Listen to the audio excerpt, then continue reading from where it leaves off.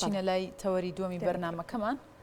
بۆ تەوەری دووەمی گفتوگوی ئەمڕۆمانە چینە هەولێر و لەباری وەرکشۆپێک بۆ تاوتوێکردنی پرۆژه یاسای دەستەبەری کۆمەڵاتی گفتوگۆکەین و بەڕێز هۆگر عەلی ڕەسوڵ ڕاوێژکاری وەزارەتی کار و کاروباری کۆمەڵایەتی ڕاستەوخۆ لەگەڵمان نابێت. بەڵێ بەڕێز هۆگر سڵاوت لێبێت. ئەمانەوێت پێمان بڵێیت زۆر سپاس ئامادە بوونت. لە وەرکشۆپی کە لە هەولێر ئەنجامدرا ئەو بابەتانەیە خۆدەوتەوەرانی کە تێیدا باس کرابوو چی لە خۆگرت بوو؟ زۆر سپاستانەکەین. ئەم وەرکشۆپە بۆ ماوەی 2 ڕۆژە دوێنێ لەگەڵ ئەمڕۆ بەردەوامە بێ تایبەتە بە گفتوگۆکردنی زیاتر لەسەر بابەتی پرۆژە یاسای خانەنشینی و دەستەبەری کۆمەڵایەتی بۆ کرێکاران کە لایەن وەزارەتی کار و کاروباری کۆمەڵایەتیەوە بەڕێوە چێ بە هاوکاری ڕێکخراوی کاری نێودەوڵەتی و لەم بۆ ڕێکشۆپەیە 2 پسپۆڕی نێودەوڵەتیمان هێناوە بە مەبەستی شەرحکردنی هەندێک بابەت کە لەوا چێت تۆزێک موعقد بێ بەنیسبەت کارمەندەکانی ئێمەوە نەک لە هەرێمی کوردستان لە زۆربەی وڵاتانی دنیادا ئەیش بابەتی حسابی ئیکتیواریە حسابی ئیکتیواری نیزامێکی مەحاسەبەیە کە لەلایەن ئەندامەکانی ڕێکخراوی کاری نێودەوڵەتی و کاری پێکرێت و ئێمە خۆشبەختانە لە ڕێگەی ڕێکخراوی کاری نێودەوڵەتیەوە هاوکاریان کردین و 2 پسپۆڕیان هێناوە بۆ هەرێمی کوردستان بە مەبەستی گفتوگۆکردن لەسەر ئەو بابەتە. سەرەڕای بابەتیشکە کە بەلای ئێمە زۆر گرنگ بوو ئەویش بابەتی کارکردنی ئافرەتانە لە کەرتی تایبەتە. بەڵێ دیارە کۆمەڵێک گفتوگۆ کراوە لەسەر ئەو یاسایانەی کە پێویستە هەبێت تایبەت بە هاوڵاتیانی کە لە شوێنە گشتیەکان کار دەکەن. یاساکان تەنها بۆ کارکردن لە چوارچێوەی کەرتی تایبەتدا خۆی دەبینێتەوە یاخود ئەوانەی کە لە کەرتی گشتیشدا کار دەکەن پێداچوونەوەی پێدا دەکرێت؟ یاسای خانەنشینی و دەستەبەری کۆمەڵایەتی بۆ کرێکاران تایبەتە بەو کرێکاریان ئەو کارمەندانەی کە لە قتاعی خاصایشەکەن چونکە ئەو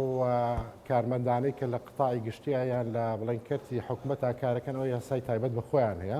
ئەم یاسایی ئێمە لە ساڵی 1970 دەرچووە یاسای ژمارە 39 ساڵی 71 کە هەموار کراوەتەوە بە یاسای ژمارە 4 ساڵی 2012 تاوان ئەو کاتی ئەو یاسایە دەرچووە ئەتوانین بڵێن ئاڕاستی سیاسی لە وڵاتە ئاڕاستیشی ئیشتراکی بووە قتاعی خاص زۆر بچوک بووە بەڵام لە دوای ساڵی 2023ەوە بە تایبەتی هەروەکو جەنابتان ئاگادارە لە هەرێمی کوردستان و عێراقا کاتێک کە وڵات کرایەوە بە ڕووڕووی وڵاتانی جیهاندا ئەتوانین بڵێن تا حدێک بەرەو کەرتی تایبەت دەڕوات و ژمارەی ئەو کەسانی کە لە کەرتی تایبەتە کارەکەن ژمارەکەیان زۆر فەرقی کردو لە چاو ساڵانی پێشوە. فلەبەر ئێمە بەباشمانزانی کە پرۆژە یاسایەک ئامادە بکەین لەگەڵ ئەم سەردەمەدا بگونجێت لەگەڵ پێداویستیەکانی کرێکاران نابگونجێت و مافەکانیان پارێزراو بێ بە پێی ستاندەرە نێودەوڵەتیەکان چونکە عێراق ئێمە کە لە چوارچێوەی دەوڵەتی عێراقداین عێراق یەکێکە لە ئەندامەکانی ڕێکخراوی کاری نێودەوڵەتی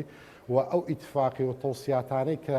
لەلایەن ڕێکخراوەکەەوە دەرەچێت پاش ئەوەی کە لەلایەن عێراقیان هەرێمی کوردستان و مسادقەی ئەو ئیتفاقیاناکرێ ئەبێ بە قانون و مەفروزە پابند بین پێوەی. بەڵێ باشە بۆچی تا ئێستا پێم وای بێت ئەوەندی ئاگادار بن لە 2012 یاخود 2013ەوە ڕەشنووسی پرۆژە یاساکە لە پەرلەمانی کوردستان بووە لە 2019 پێداچوونەوەی پیاکراوە هەموار کراوەتەوە لەبەردەست ئەنجومەنی وەزیرانە بۆچی تا ئێستا جێبەجێ نەکراوە گفتوگوی لەبارەوە نەکراوە؟ ئەوەی کە پەیوەندی بە ئێمەوە هەبێ وەکو وەزارەت ئێمە وەکو لایەنێکی تەکنیشی مختاس کە پرۆژە یاساکەمان ئامادە کردووە هەروەکو پێشتر ئاماژەم پێەیە پشتبەستە بە ستاندەرە نێودەوڵەتیەکان ڕێکەوتنامە نێودەوڵەتیەکان طبعاً ئەم یاسایشەکە لە یاسا معقدەکان نەک هەر بڵێن تەنها لە هەرێمی کوردستان و لە عێراقا ئەتوانم بڵێم لە زۆربەی وڵاتانی دنیای بە تایبەتی وڵاتە تازە پێگەیشتۆکانە چونکە یاسایەکە بەریەکەوتنی بەرژەوەندیەکانی تێئەکەوێت لە بینی کرێکار و خاوەنکارە یعنی پێش ئەوەی کە تۆ ئەم یاسایە دەرچێت پێویستە بەوە هەیە کە ڕێکخۆشکەریی باش بکەیت بۆ ئەوەی کە خەڵکی تەفەهومی ئەم بابەتە بکە چونکە ئەمەوێ من ئاماژە بە شتێک بەم زۆرێک لە خاوەنکارەکان مەعەل ئەسف تا ئێستا ئیطلاعیان نییە بۆ سەر ئەم یاسایە وەکو ئەوەی کە ئەم یاسایە کاتێک کە باسی زەمان ئەکرێت یعنی ئەو ڕێژەیە کە لە موچەی کرێکارەکە مەفروزە ماگانە بیدات وەکو بات سەیرێکە لە کاتێک ئەمە زۆر پێچەوانێ من حەزەکەم ئاماژە بە شتێک بدەم ئەوش ئەوەیە ئەو دەستەبەری کە بۆ کرێکارە کرێتەوە ڕێژەکەی لە سایە حەڤێ لە سایە دوانزەی خاوەنکارەکە ئەیدات و لە سایە پێنجی کرێکارەکەیە بۆ مستەقبلی کرێکارەکە باشە وە لە هەمان کاتە بۆ خاوەنکارەکەش باشە ئەگەر لێکدانەوەیشی وردی بۆ بکەیت چکە کاتێک کە ئەم کرێکارە خوانە خواستە تووشی حاڵەتێکی پێکانە بێت تووشی هەر حاڵەتێکی کە ئەبێت ئەو سندوقی زەمانەی کە ئەم پارەی کۆ کردوتەوە ئەتوانێت تەحملی مەسئولیت بکات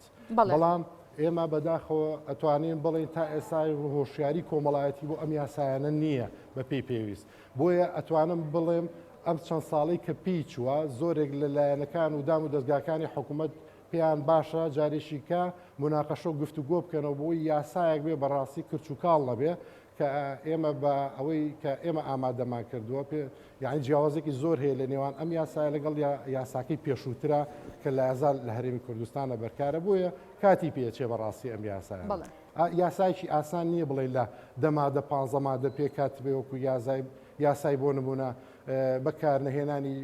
جگەرە نەکێشانیان هەد احتیرامان هەد یاسایشی کە بێ ئەم یاسایە مادەکانی زۆرە یعنی ئەگاتە 6 مادە هەمی مادەی تەکنیشیە کەسێک زۆر تەعمقی نەکرده بێ لەم بوارە ئەسڵەن لەواتێ نەتوانێت هەر لێشی تێبگات تەفسیر و تەویلی بۆ بکات بۆیە کاتی پێچێ بەڕاستی ئینشاءالله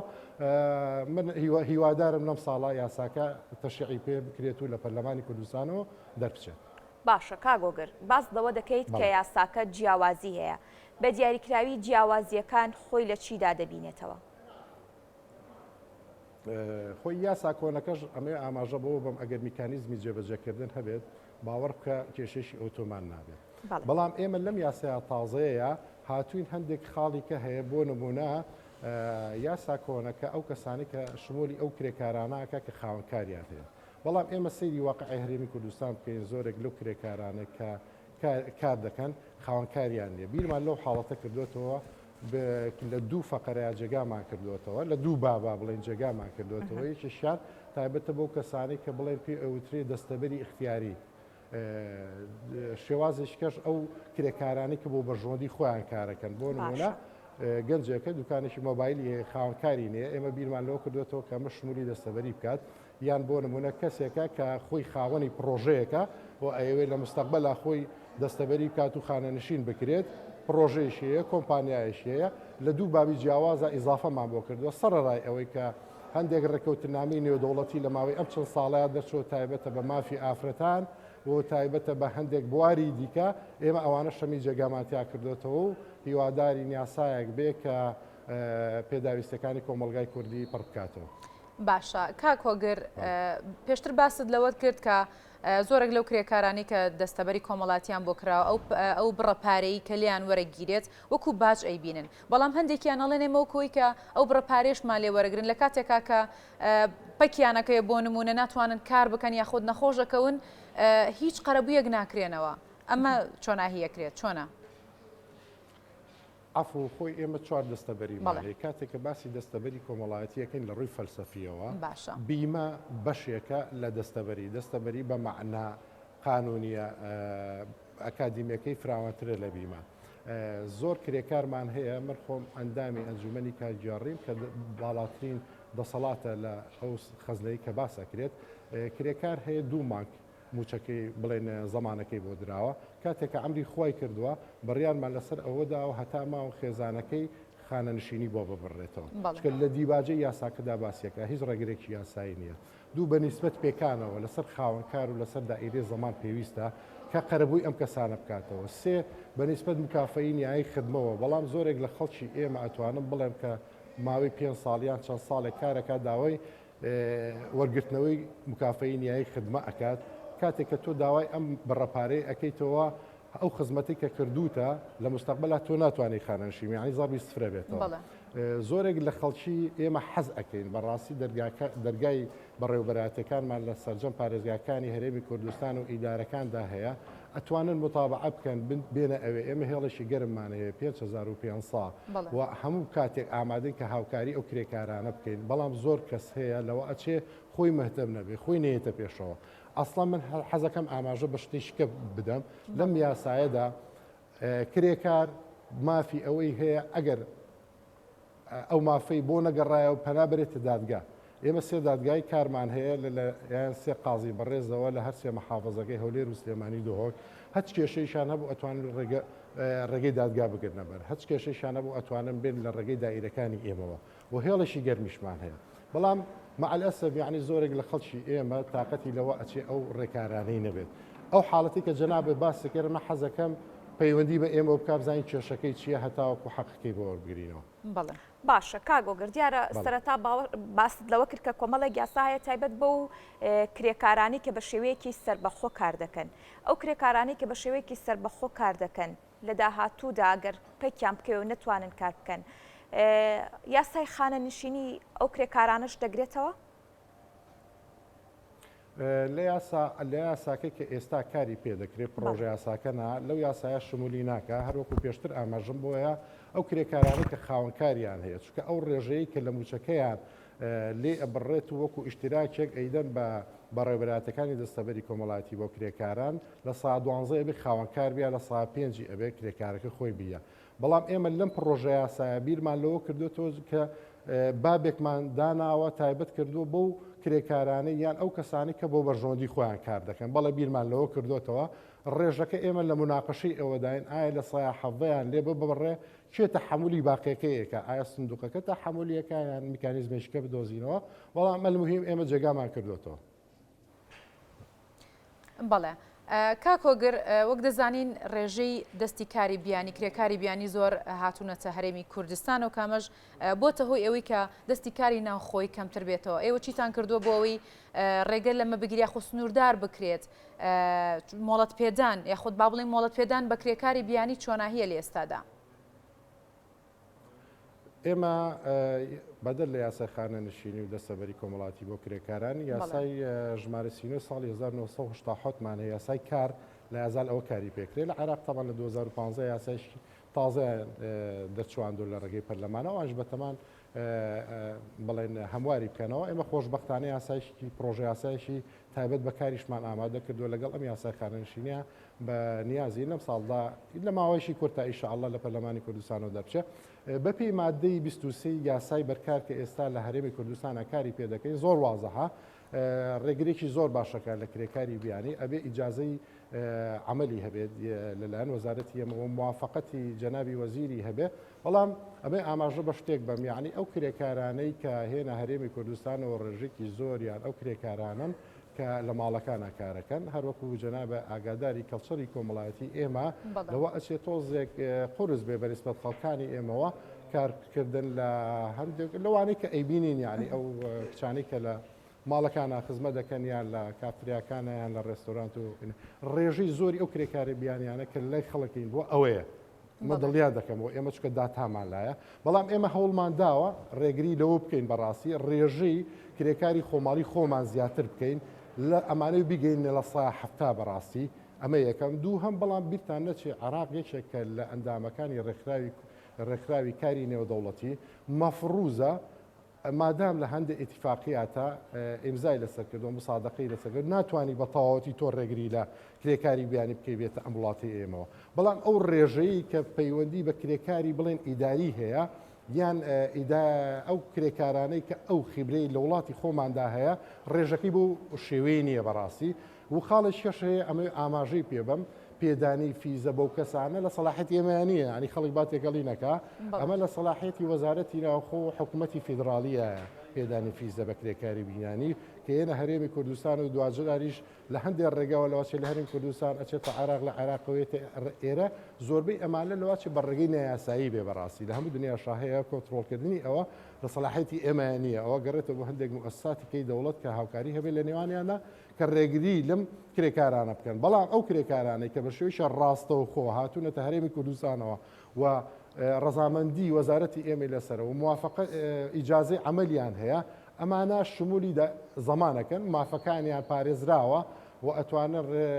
هەموو ڕێگاکانی هەموو ڕێگای یاساییەکان بگرنە بەر وەکو هەموو کرێکارێکی ناوخۆیی حسابیان بۆ کرێ طبعا ئەو کەسانی کە بەڕێگایکی ناقانونی هاتوونەوە قانونی جنسی و قانونی هەندێک یاسای کە شمولیانەکە ئەبێ ئەوانە بگەڕێنەوە بۆ وڵاتەکەی خۆیان چکە ئەوە لە ڕووی یاسایی و بە شێش یاسایی نەهاتوونە تا وڵاتەوە. باشە کاگۆگەر دیارە ڕەنگە هەندێک لە خاوەنکارەکان دژایەتیان لەگەڵ ئەو یاسایانە هەبێت کە تایبەت کراوە بۆ ئەو کەسانی کە کاری لا دەکەن و کرێکارانی کە کاری لا دەکەن لە ڕووی یاساییەوە چۆن مامەڵە لەگەڵ ئەو خاوەنکارانەدا دەکەن. خاوەنکارەکان خۆیان نوێنەریان هەیە لە ئەنجومەنی کارژێڕی ئێمە هەست بەڕیارێکە دێن نوێنەری هەم سندیکای کرێکارانی تایە هەم غورفەی تیجاری تایە هەم خاوەنکارەکان ئەوەی کە زۆرترین ڕێژیان هەیە نوێنەرێکیان هەیە و ئەم بڕەپارەیە لە هەموو شوێنێکی دنیادا هەیە لە پێشکەوتوترین وڵاتی دنیا هەیە تا دواکەوتوترین وڵاتی دنیا. من هیوادارم ئەوانش تێ بگەن لەوەی کە ئەمە نەزەڕی بەیە نە هیچ شتێکی کەیە ئەمە پەیوەندی بە ژیانی ئەو کەسەوە هەیە کە لە لای تۆ کارەکات مەفروزە تۆ 15 ساڵ 20 ساڵ لای تۆ کارەکات ئەم کەسە هەم لە ڕووی جەسەدیەوە هەم لە ڕووی هیلاکبوونی ئەمە مەفروزە زمانێکی بۆ بکرێت لە هەموو شوێنێکی دنیاە خاوەنکارە ئەو ڕێژە پارەانە. یعنی من حەزەکەم لەوە تێبگەن خاوەنکارەکان ئەو کرێکارانەش بەشێکون هاوڕێی خزم و کەسوکاری ئێمن. یعنی لەوە ئەچێ ئەم خاوەنکارانە یان بەغەڵەت تێگەشت بێتن یان احترامن محامێکی باشیان نەبێت تێگەیان بێتن ئەمانە پەیوەندی بە ژیانی کۆمەڵات پەیوەندی بە ئاسایشی کۆمەڵاتی وڵاتەوە هەیە. تۆ کە کاتێک کە پارەیەکی زۆرت لەم وڵاتە دەسەکەی خێر و بەرەکەتێکی باشە دەسەکەوێ ئەو کرێکارانە ناکرێت تۆ زمانیان بۆ نەدەی بەپێی یاسا ڕێکراوە لە شەریعەی ئیسلام و هەموو ئەدیانەکانە باسیەوە کراوە کە مافی کرێکارە بێ پارێزرا بێت کە لای تۆ کارەکەات. یعنی چۆن تۆ پارێکی باشت دەسەکەوێ نتوانانی تەحملی ئەوە ماگانە بڕێک لەو پارەی هەر لە تۆ لە موچەکەی خۆی ئەتوانی یعنی لە سا پێنجی کرێکارەکە لێ ببڕی ماگانە لە سا دوانزەکەی خۆش بووی تەکمیلاکی خۆت بووی ئەدەی لە دایرەی زەمان. بەڵێ زۆر سپاس ئەمە هیچ پەیوەندیش من حەزەکەم ئاماژە بە خاڵێک بەر ئەفوو ئەم پارەیە بە هیچ شێوەیەک ناچێت نابێ بە ئیرادی دەوڵەت ئەمە لە سنووقێکایە لەم سنووقە نوێنەری کرێکارانی تایە نوێنەری حکوومەتی تایە نوێنەری خاوەنکارەکانی تایە ئەم پارەیە بۆ حکوومەت نییە هیچ شێوەیەک پەیوەندی بە حکوومەتەوە نییە ئەمە ئەنجومەنیشی کارژێڕیە بۆ کرێکارە بۆ بەرژۆندی کرێکارە لە پێناو کرێکارە. بەڕێز هۆگر عەلی ڕەسوڵ ڕاوێژکاری وەزارەتی کار و کاروباری کۆمەڵایەتی لە ستۆدیۆ هەولێر و ڕاستەخۆ لەگەڵمان بوویت سپاس بۆ ئامادەبوونی.